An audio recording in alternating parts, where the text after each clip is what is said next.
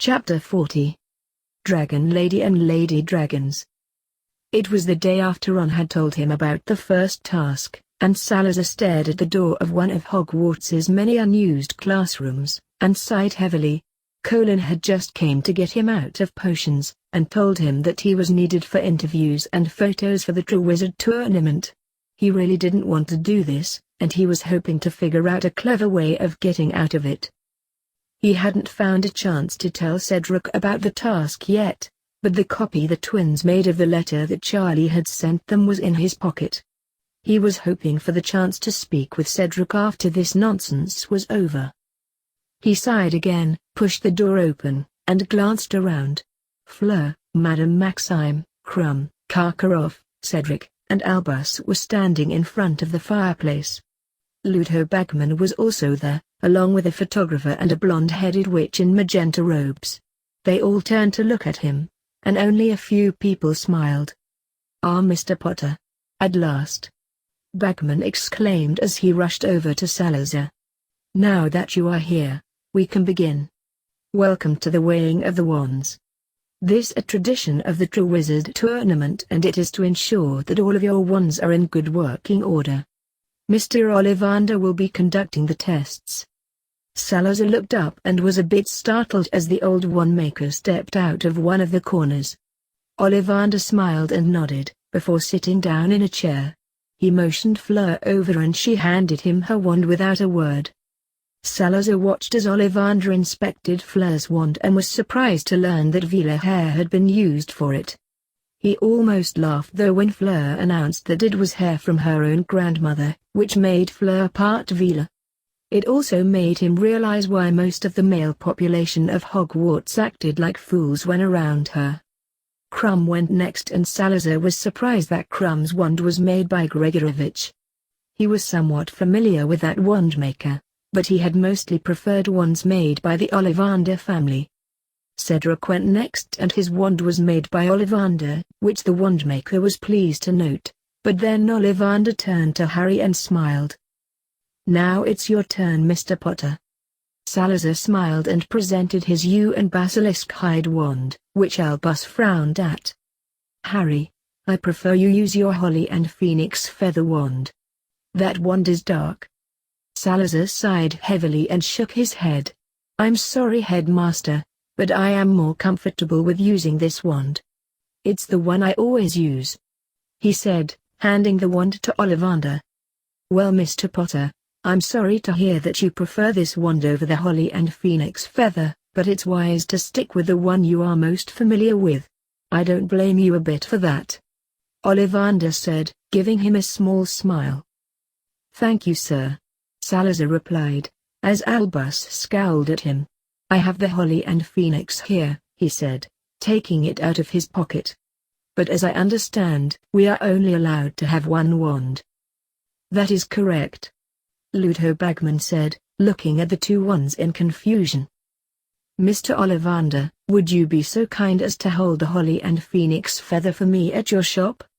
I could fetch it from you this summer, if it's not too much of a bother," Salazar asked.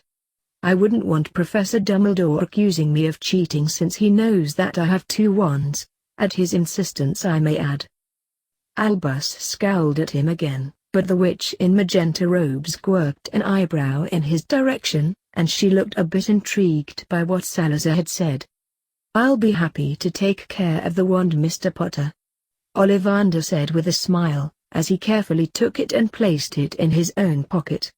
"Now let me see if your preferred wand is still in good working order. It is very old if I recall."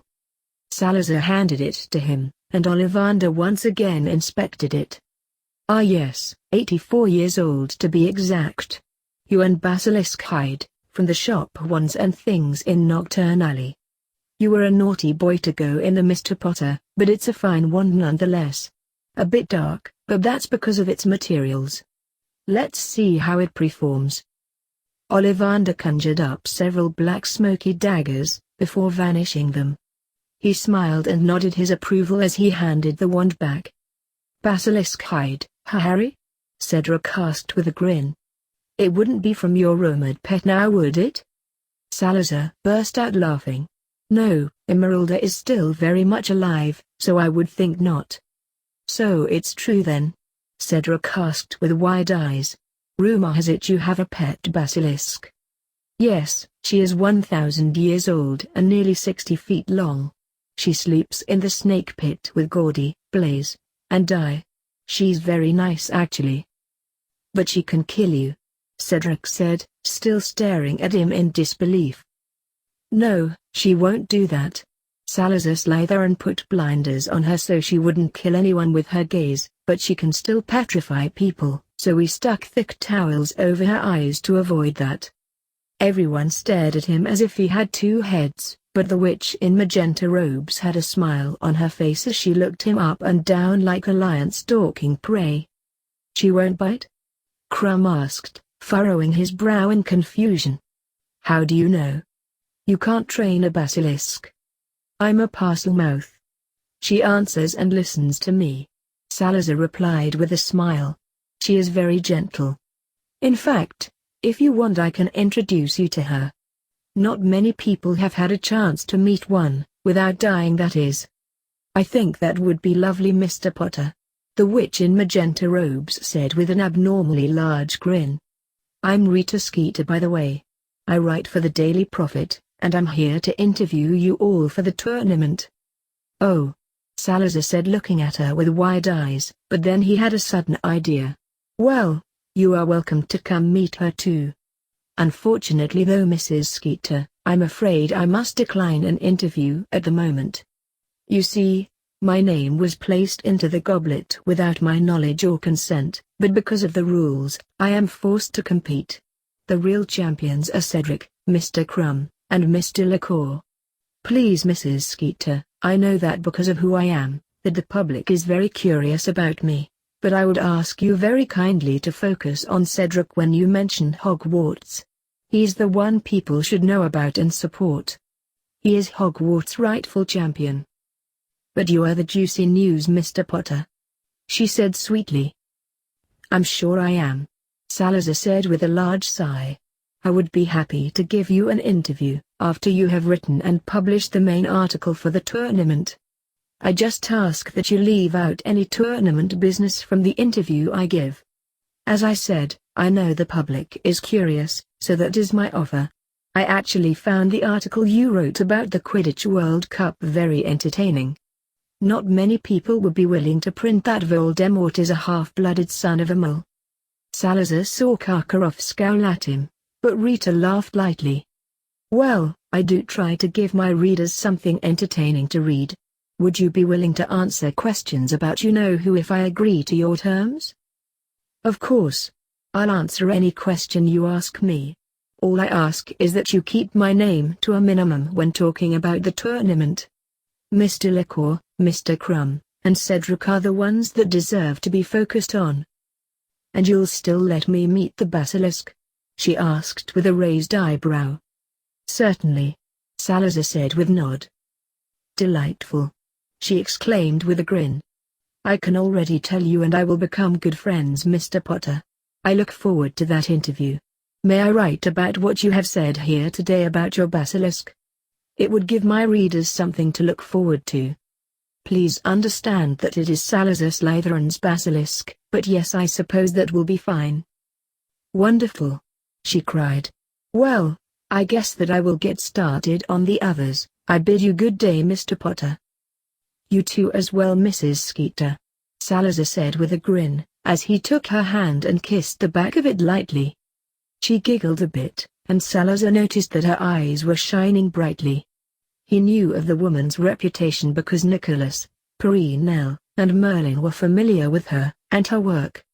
He also knew that she didn't care for Albus at all, which is what he was counting on.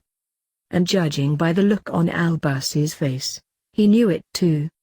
Salazar grinned internally as he said goodbye to everyone, then he headed out the door. He didn't go far though, and for 2 hours he stood under a disillusionment charm outside the door. He breathed a small sigh of relief when the door finally opened and they all exited the room. Fleur, Madame Maxime, Crumb, and Karkaroff walked off down the corridor, but Albus, Cedric, Bagman, Ollivander, Rita, and her photographer stood around for several minutes and talked. Salazar waited patiently, but finally they all wandered off.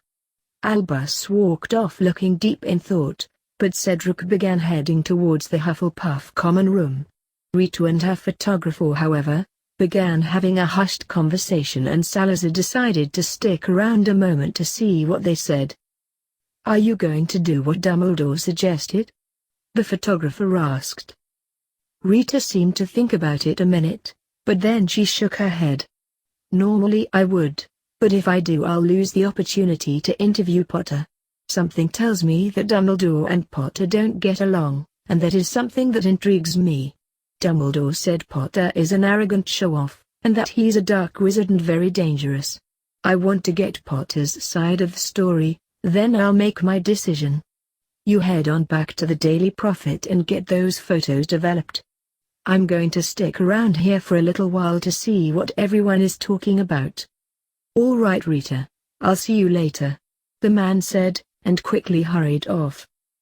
However, Salazar grinned and quirked an eyebrow, and Rita checked the corridor to make sure the coast was clear. Then she changed into a small beetle and flew away. He chuckled a bit, but then he headed off down a few shortcuts in the hopes that he could intercept Cedric before he reached the Hufflepuff common room. He barely managed to cut the young man off, and he exited the last shortcut just as Cedric came around the corner. "PSSD Cedric," he called in a loud whisper, causing the young man to jump slightly.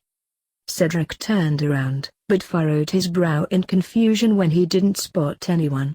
Salazar lifted his disillusionment charm though, and pulled the letter out of his pocket. "I'm sorry, I didn't mean to startle you, but I have something important to tell you and I wanted to wait until you were alone," Salazar said, handing him the letter from Charlie. "Fred and George gave it to me at lunch yesterday, but I've just now been able to tell you. Their brother Charlie works in Romania with dragons, and he sent that letter to them. The first task is about dragons, but they don't know exactly what it all entails, and since Fleur, Crumb, and I know, it's not fair for you not to know." Cedric looked at him in surprise, but took the letter and quickly read it. Then he paled and his hands started shaking. "I saw the twins yesterday afternoon in Transfiguration. Why didn't they tell me?" he asked, looking at Salazar curiously. "Because they know I wanted to tell you myself. Do you have any ideas on what you could do? The task is 5 days away." "I'm not sure," Cedric said, eyeing him suspiciously. "Well, I'm thinking about using Transfiguration somehow, but not knowing what the task actually is, it's hard to plan a strategy. Remember though, dragons breathe fire, so cast a flame freezing charm on yourself as soon as you can. Also, I have this for you," Salazar said, handing the boy a small piece of paper. "It's an old forgotten spell that conjures up a solid silver wall, but it will withstand the heat from a dragon's fire and it will not crumple if a dragon bites or tries to crush it in any way. I suggest you practice it because it may come in handy. Especially if the dragon decides it's hungry.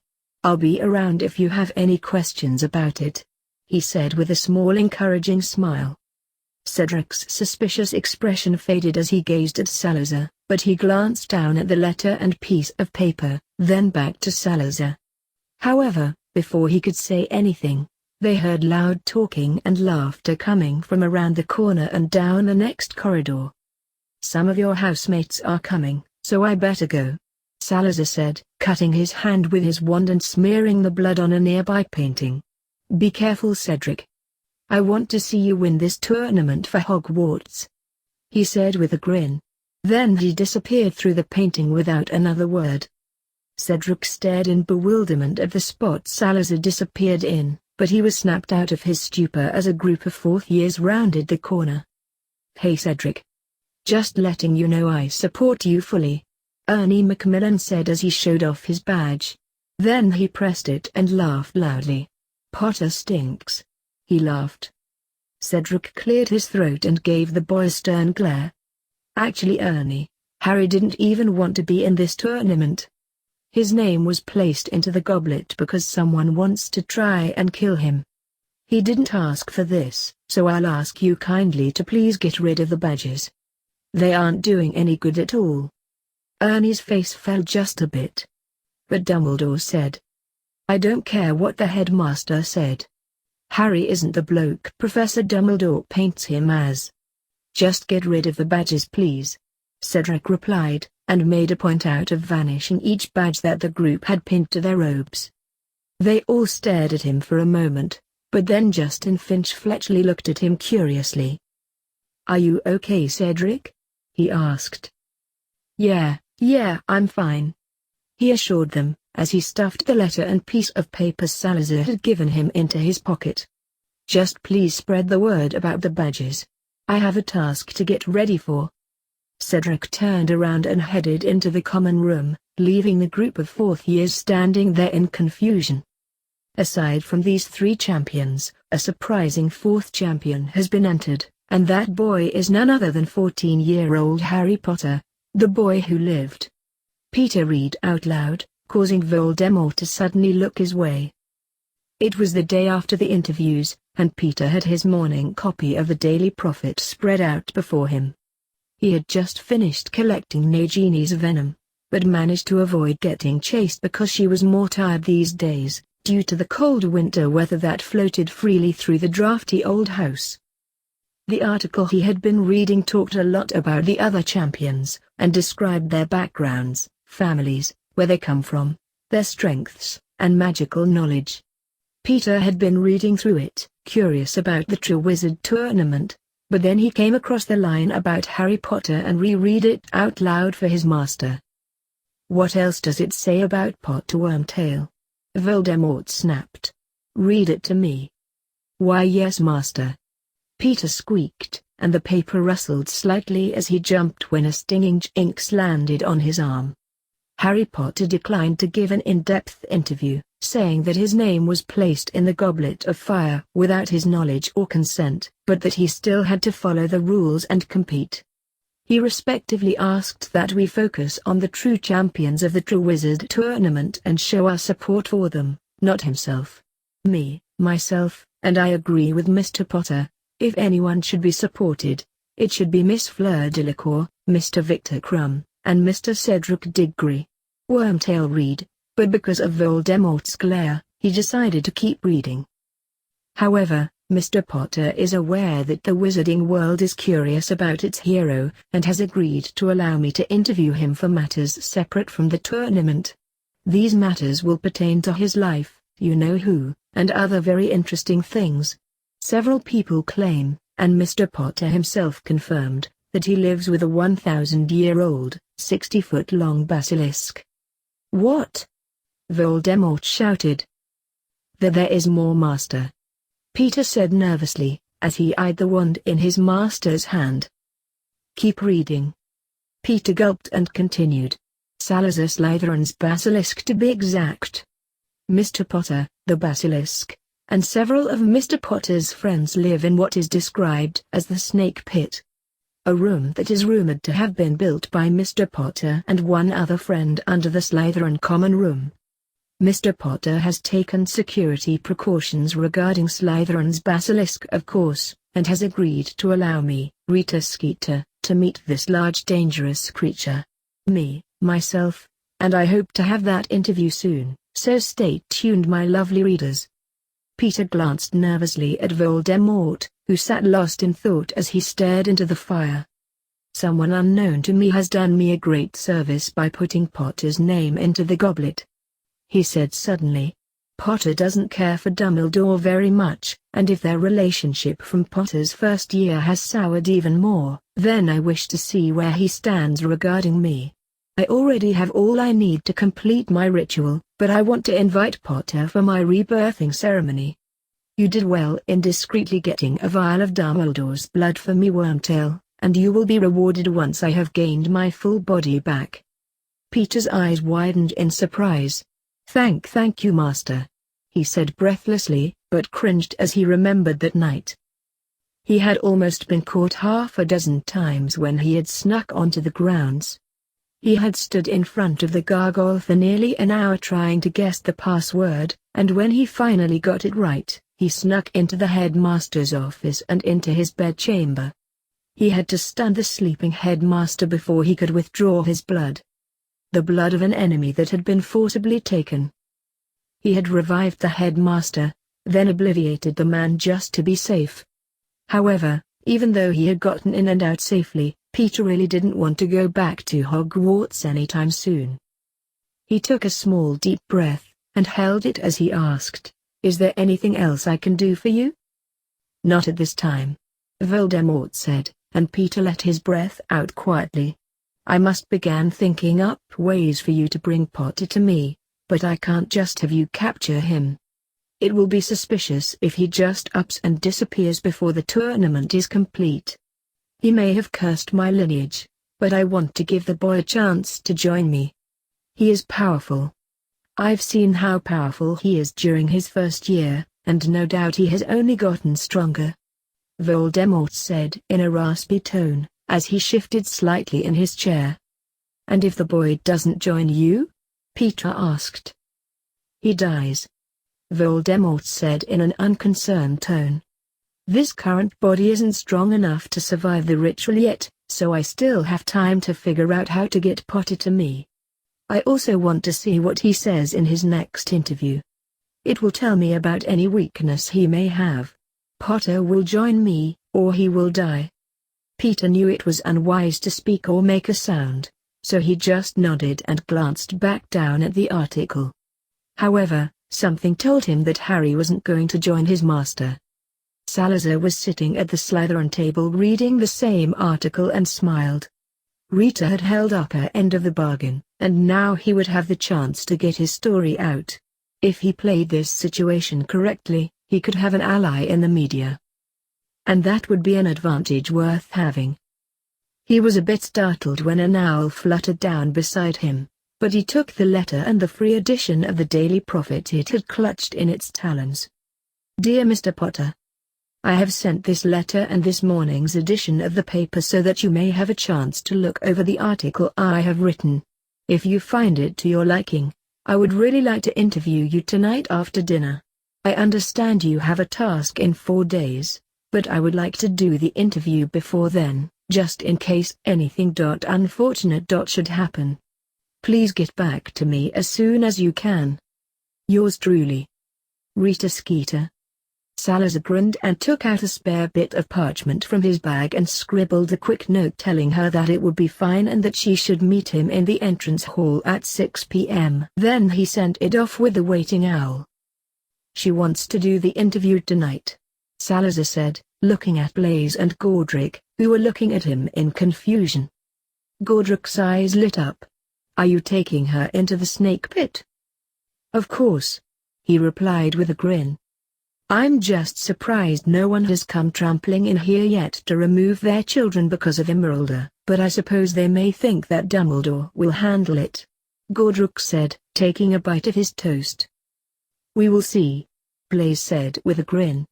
"But my money is on Malfoy's father coming in here and demanding she be killed." "Possibly, but maybe not. He wouldn't want anyone to know he was advocating to have Salazar Slytherin's basilisk killed," Salazar said with a sly grin, as they all stood up to head towards their first period class. "That's why I kept stressing to Mrs. Skeeter to print that little fact. The Death Eaters wouldn't want to condemn her because of that fact, and like Godric said, the rest will trust Albus to handle the situation. If they see that he isn't worried, then they won't worry either. Most wizards are like lemmings," Blaise muttered. "Indeed," Godric said, as they headed out the door of the Great Hall. "I bet you like all of this attention, Potter," Draco spat, as they entered the entrance hall. Draco and the others were leaning up against the wall, and they all scowled in his direction. Salazar took in the sight and chuckled lightly. "Look, Blaise, little Draco actually agrees with Dumbledore on something," Salazar exclaimed loudly, causing everyone to stop and stare. "They both agree that I'm an attention-seeking prat. I wonder what Daddy Malfoy would think about his son agreeing with the leader of the light."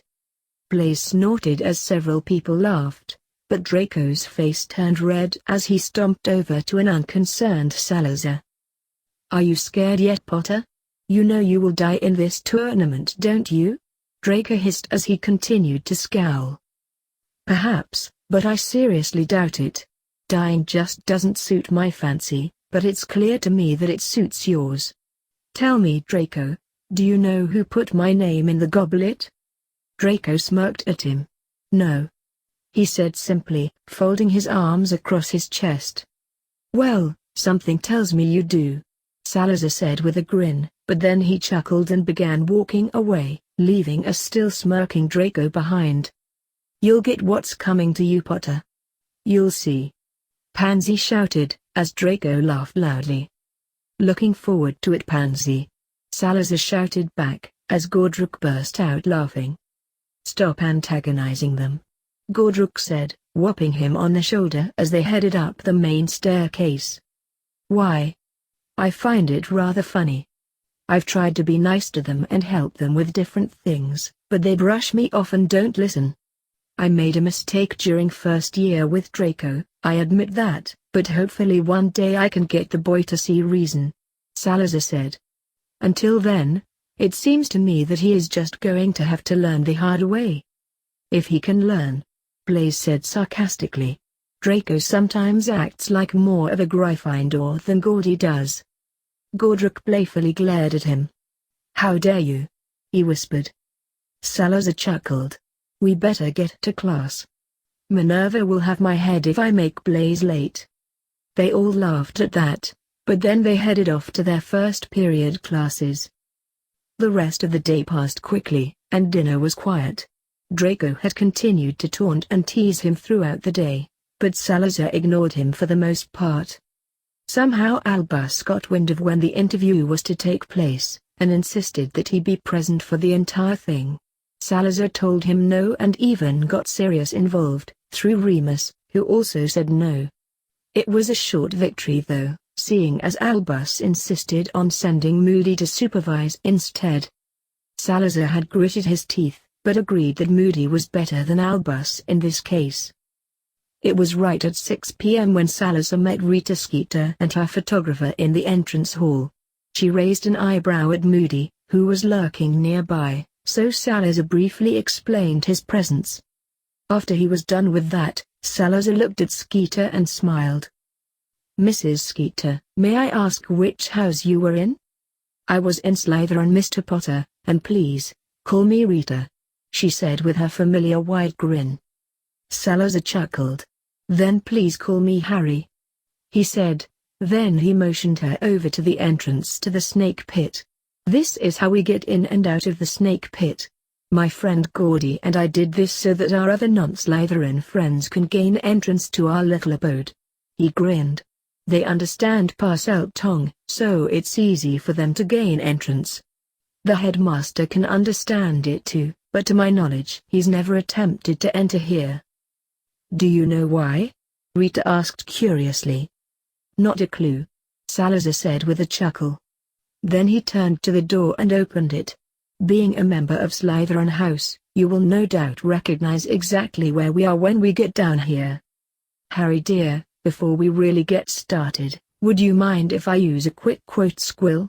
She asked in an overly friendly way. Salazar laughed loudly. Oh, those nasty little quills. I am familiar with them and how they operate, but feel free to use it, he said with a grin. She studied him closely, but then she laughed.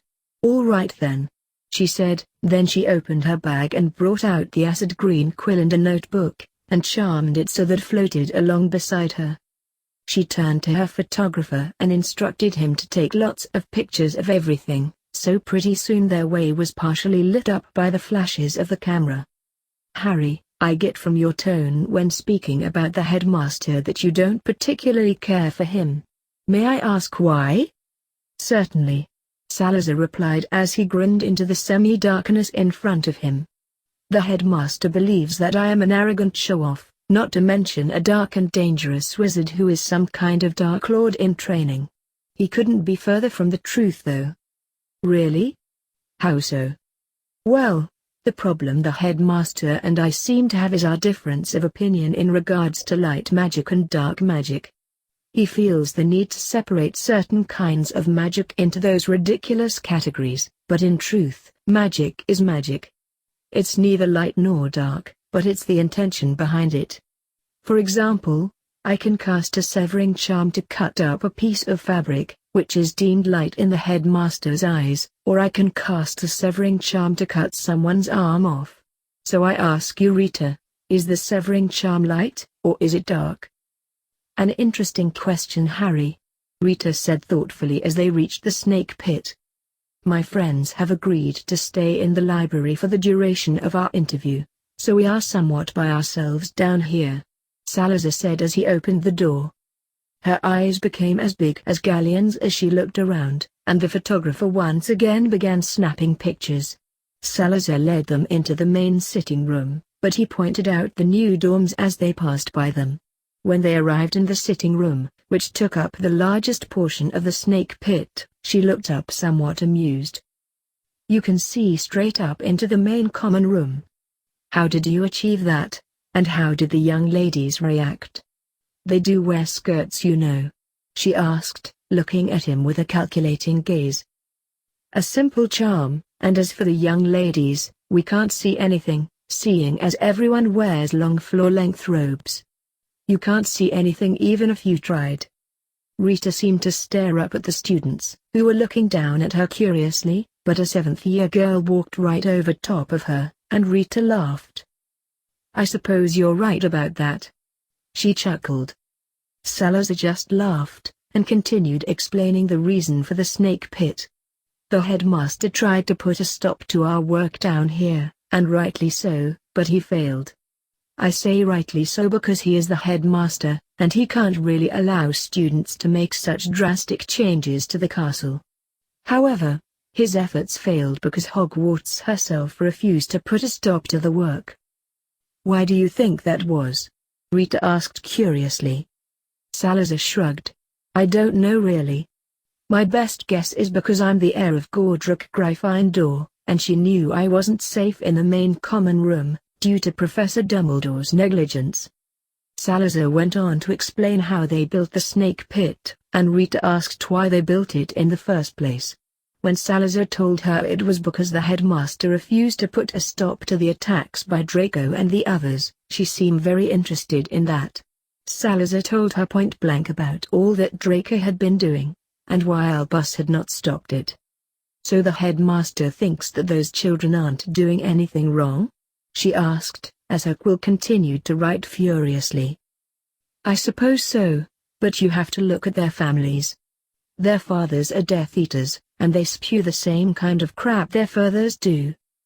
But the Malfoys, Crabs, Goyles, Knots, and Parkinsons were acquitted of their crimes when they claimed that they were imperioused, Rita said, raising an eyebrow. Salazar burst out laughing. If those Death Eaters were imperioused, then I am Helga Hufflepuff, he said, causing Moody to laugh loudly. So where is this basilisk I keep hearing so much about? Rita asked with a grin. Oh, Nora, my Blackadder snake, has gone to get her from the Chamber of Secrets. It takes a little bit for them to get back due to the distance, Salazar explained. In the meantime, feel free to look around. Well, I did notice the phoenix sitting there. Is that yours as well? Oh no. Nahum isn't mine, he Gordy's. So let me get this right, Rita said, leaning back in her seat. You live down here with a phoenix, one of the lightest creatures known to our world, and a basilisk, one of the darkest creatures known to our world? She asked, as she thoughtfully gazed at him. Yes, we do. There is also Nora, of course, and my owl Hedwig, who I believe is out hunting at the moment. Ah, Emeralda, my dear, Salazar said, as Emeralda and Nora appeared out of the tunnel. Moody took several steps backwards, but Rita's face split into her famous large grin. Her photographer began snapping away with his camera as her large body continued to fill the large room. Rita, this is Emeralda, Salazar Slytherin's basilisk. My dears, just so you know, I'll be speaking in English for the benefit of the others. I understand, Master. Emeralda said, but Nora just glared at him as she slithered off of Emeralda's back and settled onto the back of his chair. Salazar was momentarily blinded as the photographer snapped a picture of him with Nora. "You are a lovely creature. I felt sure my life was over when you entered, but I see now that I have nothing to worry about." "It's a pleasure, Miss Emeralda," Rita said, then she motioned for her photographer to take her and Emeralda's photo. "You can see that she is very gentle. I wouldn't allow this if I wasn't absolutely sure that she wouldn't attack," Salazar said, as Rita patted her large head. "What I don't understand, Harry, is why does the headmaster claim you are evil and dark? There is a phoenix down here, and everyone knows that a phoenix would not want to be around a dark wizard." "Your guess is as good as mine." Salazar chuckled as he leaned back in his seat, where Nora was still quietly glaring at him. He knew she was still a bit miffed that he had asked her to go get Emeralda. "His own phoenix, Fawkes, has already deemed my soul light, so I don't understand why the headmaster is so blind to the issue." "Interesting," Rita said, tilting her head to the side. "Now that we are fully settled, tell me about your life up until now." So Salazar did. He told her about the Dursleys and how they had treated him. Then he went on to explain that Albus had placed him there and tried to send him back. He also told Rita how Albus had tried to obliviate him at the end of second year, and once again, Salazar was secretly delighted that she had her infamous shark-like grin stretched across her face. Moody stood in a corner the whole time listening, but he never interrupted. He had heard all of this before, and he continued listening as Salazar finished telling Rita about Albus's plan to slander his character. Rita just kept on asking questions, but finally Salazar was able to steer her in the direction he wanted her to go, and she finally asked the question he wanted her to ask. "Harry, do you feel that the headmaster is trying to control you?" Salazar chuckled a bit, but he nodded. "I think he is. Why he is trying to control me remains a mystery though.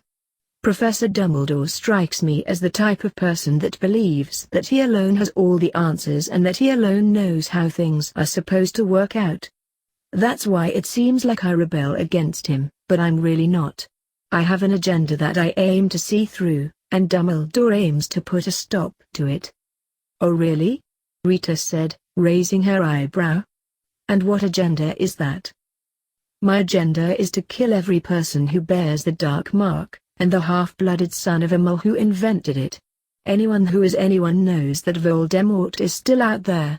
Whatever happened that night in Godric's Hollow remains a mystery, but Voldemort's body was never found. I don't think I kill him then, but I will kill him should he ever try to return again." "And Dumbledore aims to stop that?" Rita asked with a grin. "He said that himself," Salazar said, as he sat forward in his chair. "And I have the memory to prove it." Rita's face lit up, and her expression gave Salazar the impression that Christmas had come early for her. "Well, Harry," Rita said, putting away her quill. "This has been a wonderful chat and I thank you so much for taking the time to talk with me." "I had a lovely evening, Rita," Salazar said, as he stood up and took her hand. He kissed the back of just like he did last time, and smiled at her. "If you ever want to chat again, just let me know. I found this absolutely engaging." "As did I, Harry," she said with a wink as she stood up. Salazar walked with her all the way back to the entrance hall, and he could tell she was excited over the interview. He knew it would be slightly eschewed because of the quick quotes quill, but he didn't care. He had accomplished his mission for the evening and it went off without a hitch. The woman could be a dragon lady at times, and Salazar knew she didn't like Albus. She now had enough juicy gossip about the headmaster to last her for a while. Salazar continued to escort her down the front steps of the castle, but saw her off from there. He was lost in his thoughts as he continued to watch her hurry down the path towards the front gates, but the thump of Moody's wooden leg brought him back to his senses. "Well played, Potter," the man said gruffly as he came to a stop next to Salazar. "Were Ruffin and Sabini there as your backup?" Salazar chuckled. "I figured you would see them. and I thank you for keeping quiet about them. You are correct though, they were there just in case. Not that I didn't trust you to help if need be, but better safe than sorry. Constant vigilance. Moody grumbled. Just so you know, Albus wants my memory of the interview. I figured he would. Salazar replied, turning to face the Exeter. He will need to do some major damage control after this, but please remember, he started it. I know he did. Moody said with a loud sigh. I like you, Potter. I don't want to, but I do anyway. You don't just lie down and take anything, and you don't accept things just because you're told to do so. I admire that, but I also hope you know what you're doing and what you are getting yourself into.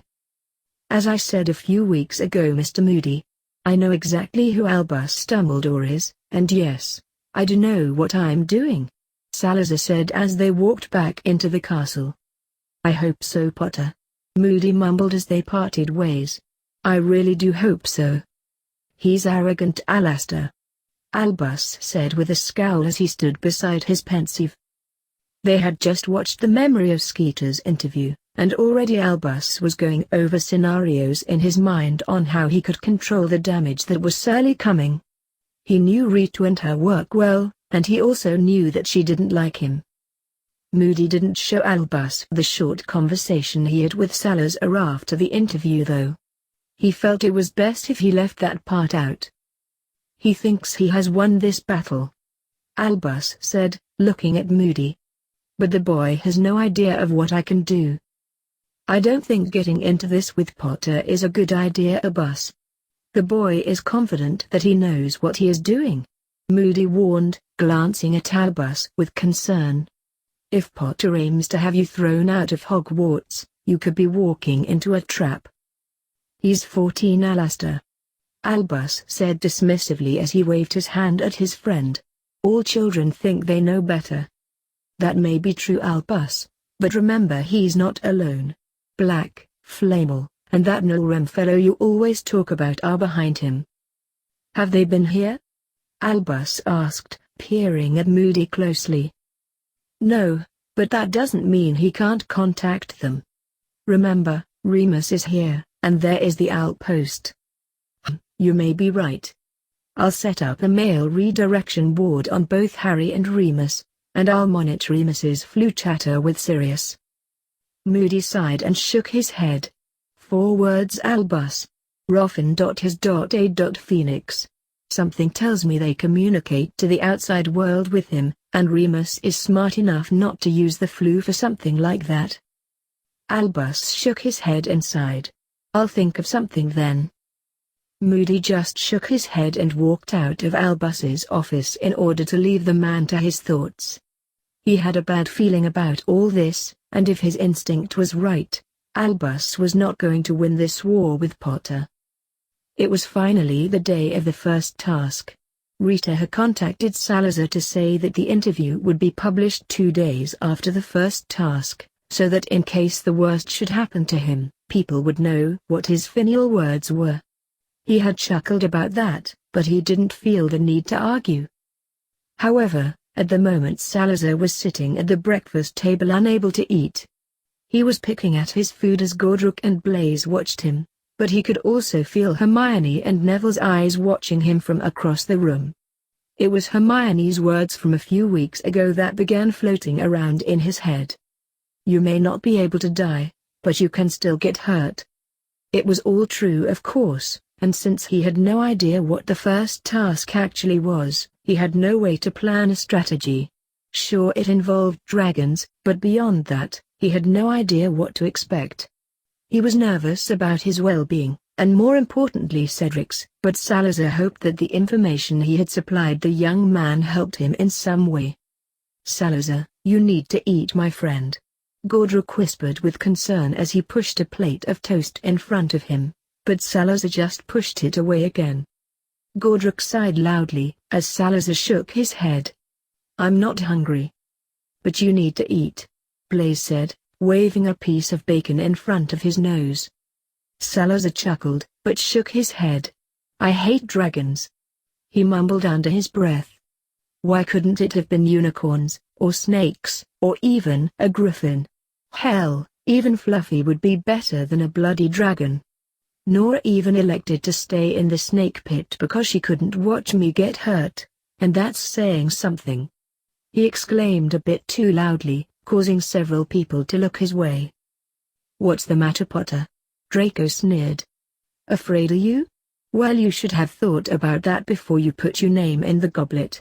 I bet you won't last 10 minutes in this task, but my father disagrees. He thinks.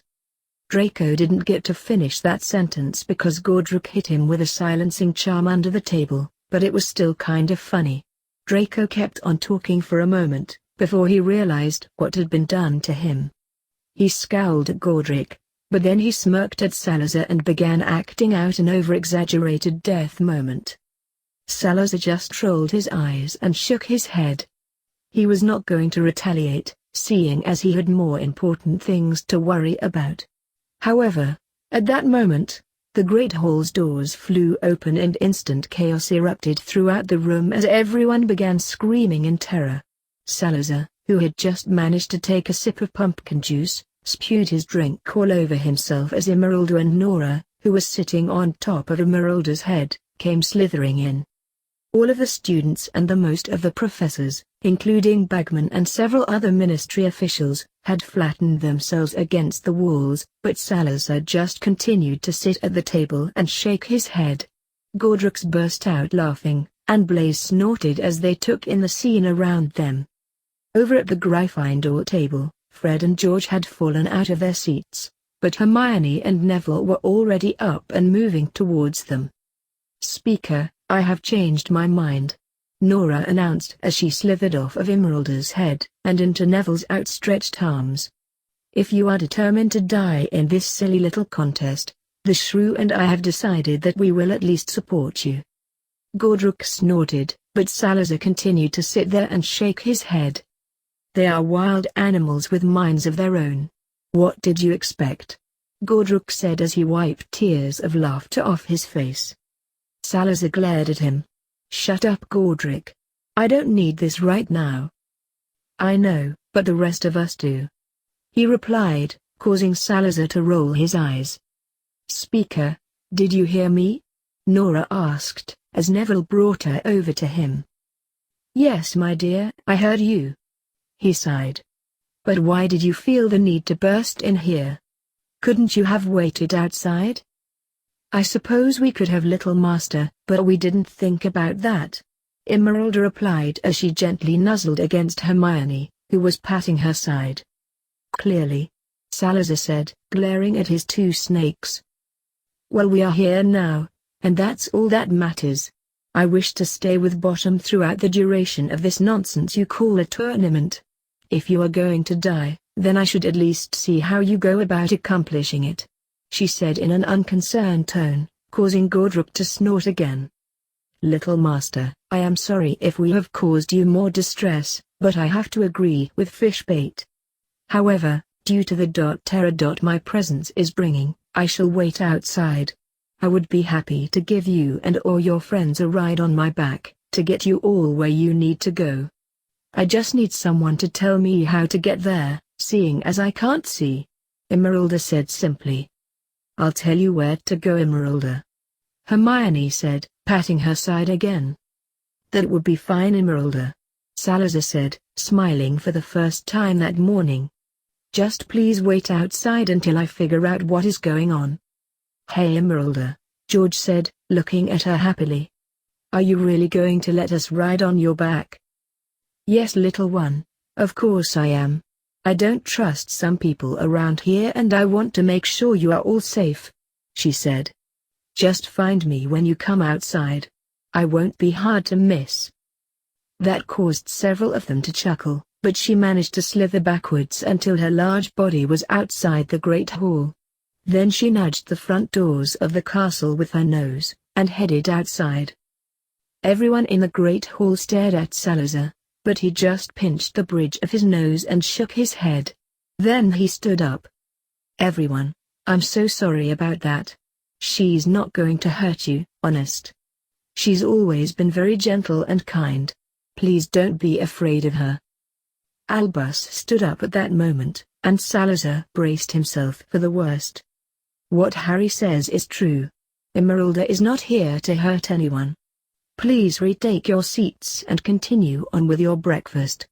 The first task of the Triwizard Tournament will start in 1 hour," he said. Then he sat back down and began carrying on a conversation with Bagman like nothing had even happened. Salazar raised an eyebrow at Albus and briefly wondered what the man was up to, but Godric regained his attention by waving another piece of bacon under his nose. "Eat," he commanded, shoving the bacon in Salazar's mouth as he went to answer. Salazar glared at him and removed the bacon. "I am not an infant, Godric. I do not need to be fed like one." "Sure you do." Godric grinned and once again made like he was going to repeat the process, but this time Salazar ducked. "Will you stop that?" Salazar snapped. All right," Godric said, throwing up his hands and grinning. "I'm sorry, but seriously, eat something." "No," Salazar said simply, crossing his arms in front of him, causing Blaze to laugh loudly. This time it was Godric who rolled his eyes. "You're so stubborn. Fine, starve yourself then." Blaze snorted again, but the young man stood up with his plate in his hands. "Since you two are about to get into a duel, I'm going over there with Hermione and Neville so I'll be safe. I'll see you later," he said, getting up and dashing across the great hall with his plate in one hand and his pumpkin juice in the other. "Think he will be all right over there?" Godric asked, eyeing the lad as he sat down between Hermione, Neville, and Nora. "Don't know," Salazar grumbled. "Well, you are certainly no fun this morning, so I think I will go join Blaze. You can sit over here by yourself and sulk," Godric said, stuffing a piece of toast in his mouth. Then he grabbed his plate and goblet and headed after Blaze. Salazar sighed, shook his head, and glanced over at the Gryffindor table. Some of them seemed to be giving Blaze and Godric evil looks, but most of the table ignored the presence of the two Slytherins. Salazar didn't care though, because at the moment, he did just want to sulk. Oh, how he hated dragons. Nearly 45 minutes later, Salazar found himself in a tent with Fleur, Krum, and Cedric. He had been escorted there by Minerva, who seemed to be just as jittery and anxious as he was. She had warned him not to get hurt, saying that Poppy would likely have his head, immortal or not, which did make Salazar chuckle a bit. Bagman was in the tent too, and he had already explained the rules of this task to them, which seemed to slightly lessen Salazar's burden. Knowing that they had to claim a golden egg didn't seem that hard, did it? It was then that Bagman held up a silk bag and told them to reach in and grab one of the things in it. Fleur went first, and Salazar's heart sank as she withdrew a dragon known as a common Welsh green.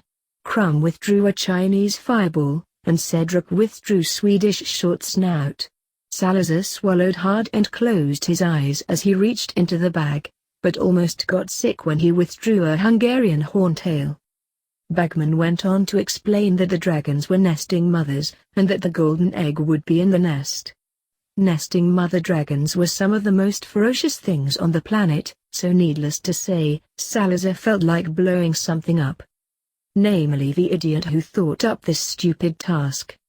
The crowd had begun to enter into the spectator stands and he heard the familiar sliding and voice of Emeralda as she went past the tent he was in.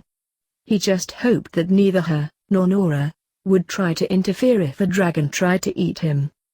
Because that would not end well for anyone. The crowd settled down after a while, and Albus, Madame Maxime, Karkaroff, and Bagman gave them final words of encouragement before heading off to the judges' table. Cedric had to go first, then Fleur, Krum, and finally Salazar, but Salazar wished one of the others had gone first, so that Cedric would kind of know what to expect. He cringed when Cedric left the tent and entered the dragon enclosure. However, Bagman's running commentary gave him some measure of hope, and Salazar even grinned to himself as Fleur and Krum listened to Bagman with rapt attention. "I don't know where Mr. Diggory found that spell, but it seems to be working. Bagman exclaimed gleefully. "Dragon handlers, you best take note. Oh, he's building a tunnel out of those silver walls, and the dragon can't break through it. Excellent, excellent." The crowd roared its approval, and about 10 minutes later, it was screaming with excitement as Bagman announced that Cedric had managed to safely capture his golden egg.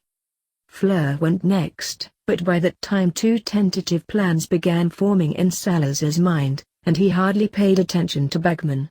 It was during this time that Salazar remembered something Cedric had said to him back in second year. "It's amazing what a bit of transfiguration can sew to a simple rock. All it needed to do was lie in a coffin." His head suddenly snapped up. It didn't need to be perfect, it just needed to be real enough to fool the dragon. Salazar began going over different strategies in his head, and he started to pace around the tent. Crumb was called out, and it took the lad about 15 minutes to get his golden egg. Finally it was Salazar's turn, and when he entered the dragon enclosure, the crowd fell silent just like it had with the others. Salazar looked around cautiously to try and see where the dragon was, but he almost ended up getting crushed when the tail of the Hungarian horntail nearly came down on top of his head. He quickly glanced around and spotted the nest and the golden egg. The first thing he tried to do, as he ducked another blow, was to summon the egg, but to no avail. They must have placed an anti-summoning spell on it, he thought, as he glared at his dragon. So then he launched Plan B. He summoned a small rock, and just simply stood there staring at the very angry horntail. The dragon seemed to study him for a moment, as the crowd hushed and stared at him. "Potter needs to keep moving or he's going to be set. He's on fire. He's on fire," Bagman shouted frantically. "Wait, where did he go? He was just there. Did his body turn to ash?" Bagman shrieked. A disillusioned Salazar grinned to himself as he quickly transfigured the rock he was holding into a somewhat believable copy of himself. Then he quickly stepped away from it and lifted the disillusionment charm from the transfigured rock. Several people in the crowd were screaming and crying, while others cheered, namely Draco and company, but everyone stared in shock as the transfigured rock suddenly shimmered into view. Salazar cast a quick animating charm at it, and the rock stood up and began waving at the dragon, who looked slightly confused by its sudden appearance. That slippery Slytherin used a flame-freezing charm on himself. "Alastair Moody says Potter is perfectly fine, ladies and gentlemen. Let's see what he does next, and is that a transfigured rock or is that actually Potter?" Bagman asked in a slightly confused tone. Salazar kept one eye on the enraged dragon as it tried to incinerate the rock, but he crept closer and closer to the nest. Finally the dragon gave up trying to set the rock on fire, and bashed it to smithereens with its tail and began stomping on the pieces for good measure. Pieces of rock were sent flying in all directions as the crowd shrieked and screamed again, but Salazar had reached the nest, and quickly grabbed the golden egg. Then he made a beeline to safety. "The golden egg is gone. It's gone. Look at that. There's Potter. He was using a disillusionment charm the whole time. He seems to be all right. Excellent, excellent," Bagman shouted over the roaring crowd. He was quickly escorted into the medical tent by Minerva, who flip-flopped between glaring at him and grinning at him. However, when he got inside the medical tent, he came face to face with one angry healer. "Ouch, ouch, ouch," Salazar cried as a few stinging jinxes landed on his backside. "Ouch, woman. You're going to do more damage to me than the dragon did. Don't you ever scare me like that again. I felt for certain you had withered into ash," Poppy cried, sending a few more stinging jinxes at him. "Ouch," he cried again, as one managed to slip through his shield charms. "I'm fine, Madame Pomfrey," he said with a wide grin, as he bowed slightly. "You don't have to look me over. Don't you try and charm your way out of an exam, Harry Potter," Poppy exclaimed, waggling her finger at him. "You get into that bed right now. Get!" she cried, sending another jinx at him. He burst out laughing, but finally complied. He climbed into the bed and let Poppy do whatever it was she needed to do, but he laid there with a grin on his face as he held the golden egg up to study it. He may have gotten through this task relatively unscathed, but there was still 2 more tasks to go. And yes, he still hated dragons.